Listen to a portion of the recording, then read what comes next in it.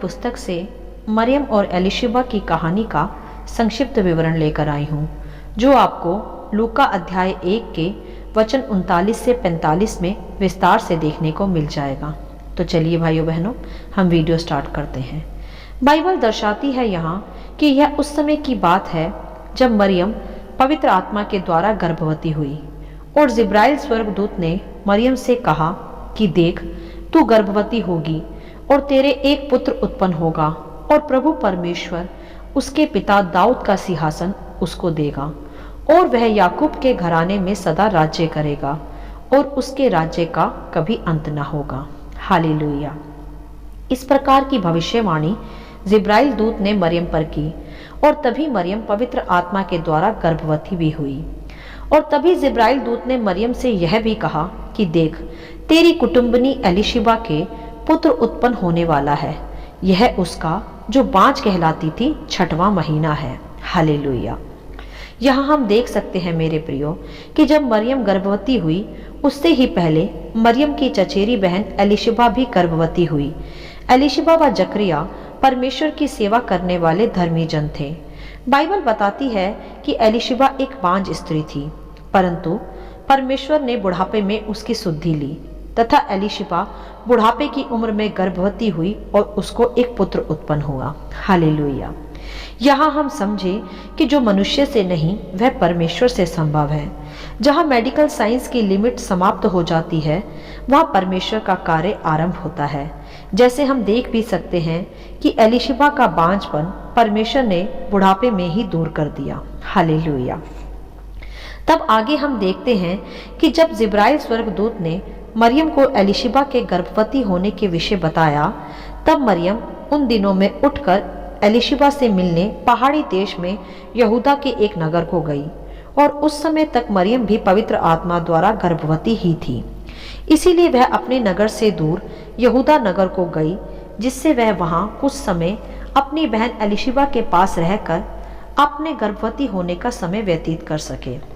तब हम देखते हैं वहां कि जब मरियम जकरिया तथा एलिशिबा के घर पहुंची और वहां पहुंचकर उसने अपनी बहन एलिशिबा को नमस्कार किया, तब ज्यों ही एलिशिबा ने मरियम का नमस्कार सुना, त्यों ही बच्चा उसके पेट में उछला और एलिशिबा पवित्र आत्मा से भर गई।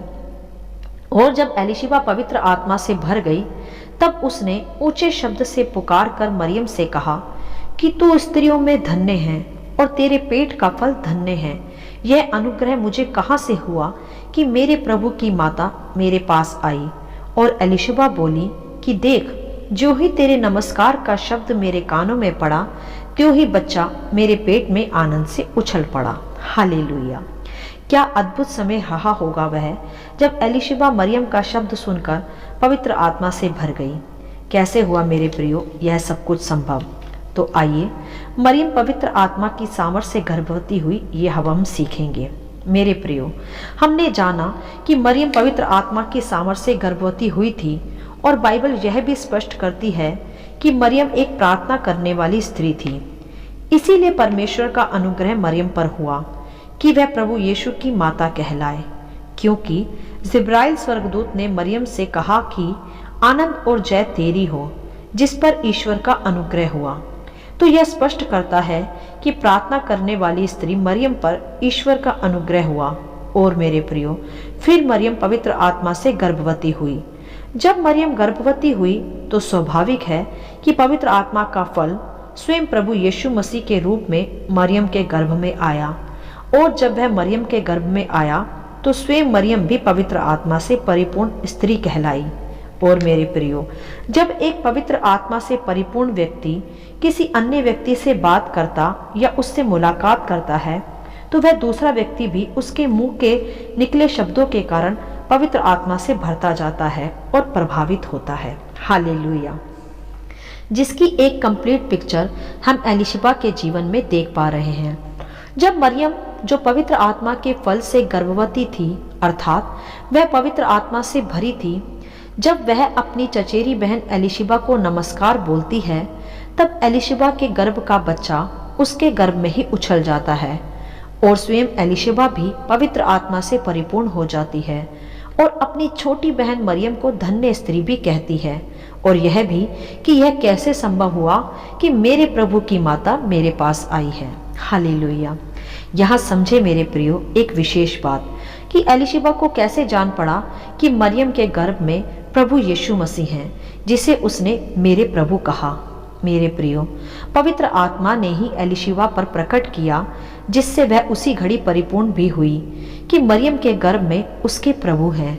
और फिर जब हम देखते हैं कि एलिशिबा के गर्भ का बच्चा भी उसका नमस्कार सुनते ही गर्भ में उछल पड़ा, जो कि यह दर्शाता है पवित्र आत्मा के बपतिस्मा के विषय, जिसे पाकर मनुष्य उछलता व आग से भर जाता है, जैसा उस समय एलिशिबा के गर्भ के बच्चे के साथ हुआ, जो कि स्वयं यूहन्ना बपतिस्मा दाता था।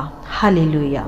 मेरे प्रियो, इस संपूर्ण कहानी से हम जो सीखते हैं वह यह है कि जब एक पवित्र आत्मा से परिपूर्ण व्यक्ति किसी दूसरे व्यक्ति से मिलता या बातें करता है, तो उसके भीतर जिस आत्मा का भाग होता है वह अवश्य दूसरे व्यक्ति में भी ट्रांसफर होता है, क्योंकि वह आत्मा ही प्रभावशाली आत्मा है।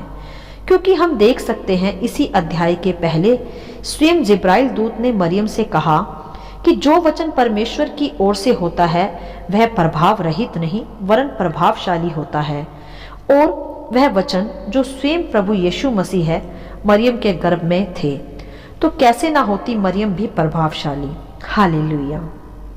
तो ध्यान दे यहाँ कि हर वह मनुष्य जो पवित्र आत्मा से भरा रहता है और पवित्र आत्मा से भरकर वह कुछ भी करता या बोलता है, वह निश्चय ही फिर प्रभावशाली होता है।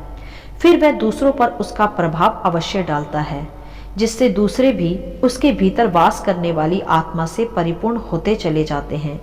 जैसे मरियम जो उस समय पवित्र आत्मा के फल से परिपूर्ण थी और प्रभावशाली वचन उसके भीतर स्वयं ठहरा था। इसी कारण उसके नमस्कार के अभिवादन को सुनते ही एलिशिबा व उसके गर्भ का बच्चा दोनों ही पवित्र आत्मा से परिपूर्ण हो गए, तथा फिर एलिशिबा ने मरियम को व उसके गर्भ के फल को उसी आत्मा के बल से पहचाना भी, जैसा कि उसने वहां कहा मरियम से कि तू सब स्त्रियों में धन्य है और तेरे गर्भ का फल भी धन्य है। और ऐसा ही हुआ भी मेरे प्रियो। हालेलुया।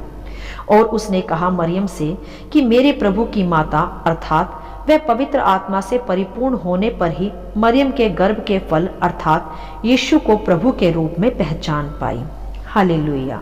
तो मेरे प्रियो, इस अध्याय से हमें यह प्रेरणा मिलनी चाहिए कि जब हमें पवित्र आत्मा से परिपूर्ण होकर कुछ भी करते हैं तो उसका प्रभाव दूसरों पर अवश्य पड़ता है, परंतु यदि हम संसार की बुरी आत्मा से भरकर कुछ करते हैं तो उसका भी प्रभाव दूसरों पर पड़ता है। तो हमें, जो हम मसीह के राजदूत होने के लिए बुलाए भी गए हैं, हमें चाहिए कि हम सदा पवित्र आत्मा से परिपूर्ण रहें और उसी आत्मा से भरकर प्रभु की सेवा करें, जिससे दूसरों में भी पवित्र आत्मा ही ट्रांसफर हो, कोई अन्य संसारिक आत्मा नहीं। हालेलुया। तो मेरे प्रियो, खुद को पवित्र आत्मा से परिपूर्ण करें, निरंतर परमेश्वर की आराधना करके, प्रार्थना करके और वचन अध्ययन करके। फिर आप पवित्र आत्मा से भरकर यदि किसी से बातें करेंगे, प्रभु के बारे में सुसमाचार सुनाएंगे, तो निश्चय ही आपके अंदर की आत्मा उस व्यक्ति के ऊपर उतरेगी और वह हमारे प्रभु यीशु मसीह को निश्चय ही अपना प्रभु जानकर स्वीकार भी करेंगे और पहचानेंगे भी। हालेलुया। आशा करती हूँ इस कहानी का संक्षिप्त विवरण आप सभी को समझ में आया होगा। प्रभु आपको अपनी पवित्र आत्मा की भरपूरी से सदा भरता रहे।